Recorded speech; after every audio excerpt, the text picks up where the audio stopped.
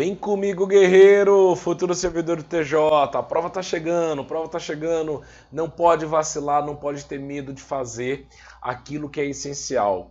Quando a gente estuda para concurso, tem coisas que é uma delícia fazer, né? Como, por exemplo, estudar processo civil. E tem coisas que a gente precisa fazer, que estão relacionadas à retenção de informação, tá? Então, na prova de escrevente, a gente precisa aprender quais são as informações que eu preciso contextualizá-la e transformá-las em conhecimento. E quais são as informações que eu preciso apenas saber para passar na prova e depois que eu entrar lá no TJ, eu contextualizo. Normas é uma delas, que para a sua prova, você vai contextualizar a informação só depois. O que eu quero que você retenha é a informação, tá? Agora existem matérias que você tem que transformar em conhecimento. Constitucional, administrativo, penal, né, processo civil. Agora, normas e estatuto deficiente, você deixa para treinar nessa reta final e memoriza o básico que você precisa saber, tá bom? Isso é essencial, isso dá certo, tá? Quem tá te falando é um cara que já colocou muita gente lá no TJ, tudo bem? Então vai por mim que é sucesso. Vamos embora, vamos trabalhar. 180. Todos os processos conterão obrigatoriamente o número correspondente da caixa em que é arquivado e escrito na atuação de forma bem legível. É isso. Todo processo que já foi, né, arquivado, eu tenho que saber ali qual é o número. Na atuação constará a denominação completa do ofício, primeira vara, segunda ou terceira, e quando houver necessidade de fazer nova capa, será conservada a denominação originária. O que é muito importante você saber é que nós, às vezes, advogados ou partes de um processo, nós precisamos do processo que está arquivado. Toda vez que você tem um processo arquivado, o que você solicita? Você solicita o desarquivamento dos autos, tá? Então, toda vez que você solicita o desarquivamento dos autos, esse desarquivamento ele tem que vir acompanhado de custas, de taxa. Então, se não houver o recolhimento, você só peticionou para desarquivar e não recolheu as taxas, você será intimado novamente para recolher no prazo de 5 dias. É essa a ideia central que você tem aqui, tá bom? Então, processos arquivados precisam ser desentranhados. Desentranhar significa pague a taxa. Não pagou a taxa, você é intimado para fazer isso no prazo de 5 dias. Tudo bem? Tá tranquilo? Tá favorável? Eu espero que sim. E aí, o parágrafo 2º determina que da publicação no Diário da Justiça Eletrônica, com observação de se tratar de uma petição irregular, porque não veio a taxa, consta, quando possível, todos os dados necessários à identificação. Se for desatendida, eu pego essa petição que você não recolheu as custas e encaminho lá para a OAB, que é a Ordem dos Advogados do Brasil. Tudo bem? Tá tranquilo para você? Tá favorável? Então, maravilha. Olha o que eu quero de você agora. Na subseção 2, existem alguns artigos que ele vai tratar de uma forma bem específica do arquivamento de processos na comarca da capital. Como essa é uma prova do TJ interior, não caiu nem na capital, praticamente não vai cair na prova da comarca, nessa prova agora de março, né, sobre a comarca da capital. Porém, eu gostaria de chamar a sua atenção para você destacar aí, ele tem algumas regrinhas básicas, você vai bater o olho aí, não tem nada de sobrenatural, mas tem 2 prazos aqui interessantes, que é o seguinte: fez a reiteração, fez o pedido, não será permitida a reiteração de uma requisição antes de decorrido 10 dias contado da data do protocolo, quando você pede o arquivamento. Você pediu o desarquivamento do processo, indicou a vara distrital, não foi atendido, você só pode solicitar novamente depois de 10 dias. E tem um outro prazo, que é um prazo muito interessante aqui, que eu quero chamar a sua atenção. Essa regrinha aqui é uma regrinha bacana, ó, que tem aqui gravado, parágrafo 6º. Ele fala que fica vedado às partes e os advogados a retirada de processo do depósito do arquivo geral. Ninguém tem acesso, só os servidores, isso é claro, bem óbvio. Mas tem um prazo aqui que é importante você saber. Então, ó, primeiro, pediu desarquivamento na capital, você tem que sempre pedir com 4 vias. Lembrando que uma delas serve como protocolo.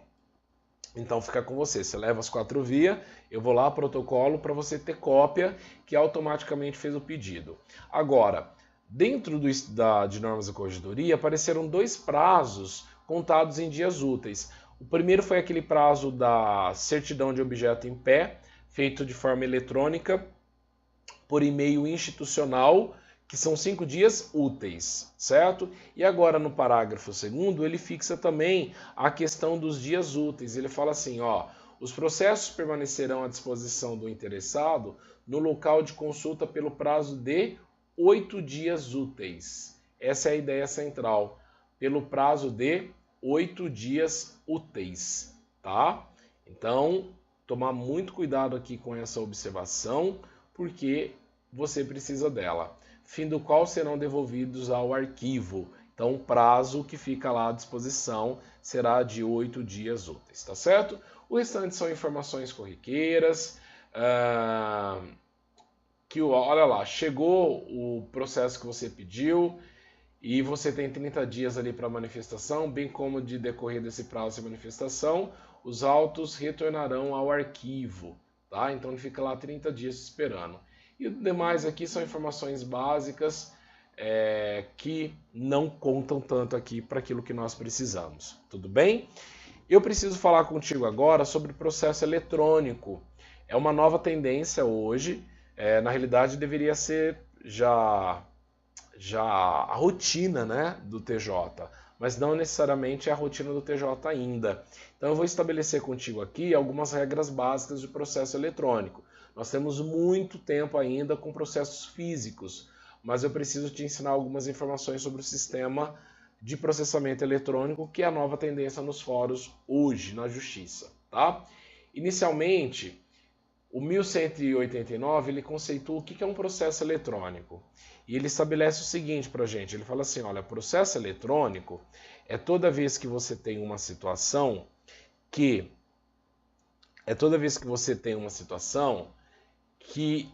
olha só, vamos ler o conceito. É o processo judicial cujas peças, documentos e atos processuais constituem conjunto de arquivos digitais que tramitam e são transmitidos, comunicados, armazenados e consultados por meio eletrônico.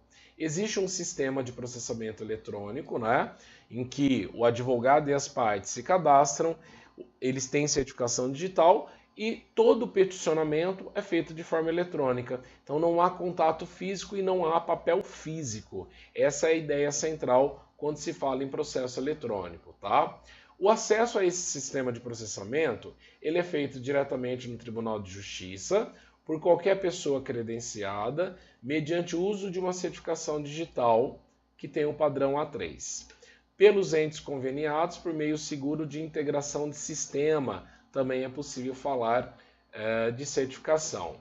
Nos sistemas internos, servidores, magistrados, eles vão possuir uma senha, né?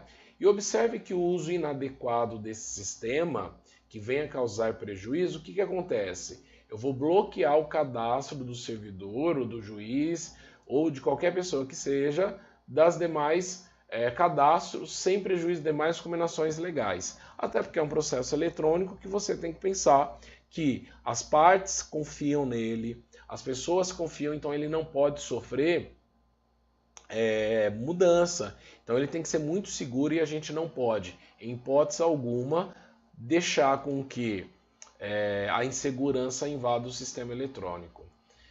O 1192 ele fixa, né, a questão da importância da autenticidade e integridade dos atos, e tudo isso é graças a uma certificação digital.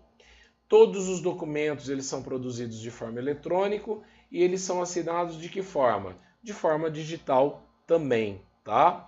Agora, os documentos digitalizados serão assinados ou rubricados no momento que é digitalizado, para fins de autenticação, no momento de transmissão, caso não tenham sido previamente assinados ou rubricados. Então eu posso fazer isso também no momento da transmissão, caso não tenha sido previamente assinado ou rubricado, tá certo?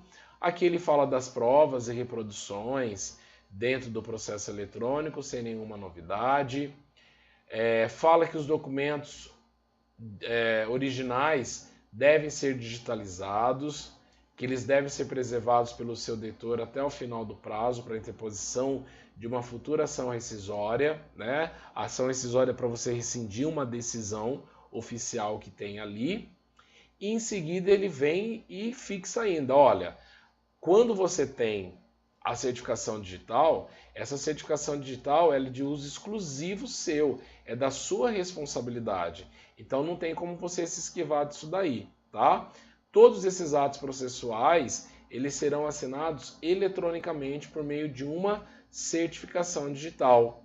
Agora, será considerado original a versão armazenada no servidor do TJ do Estado de São Paulo, enquanto o processo estiver em tramitação ou arquivado. Essa é a ideia geral que nós temos aqui até o artigo 1195, tá bom? É isso, eu espero você no próximo vídeo e a gente continua no processo eletrônico.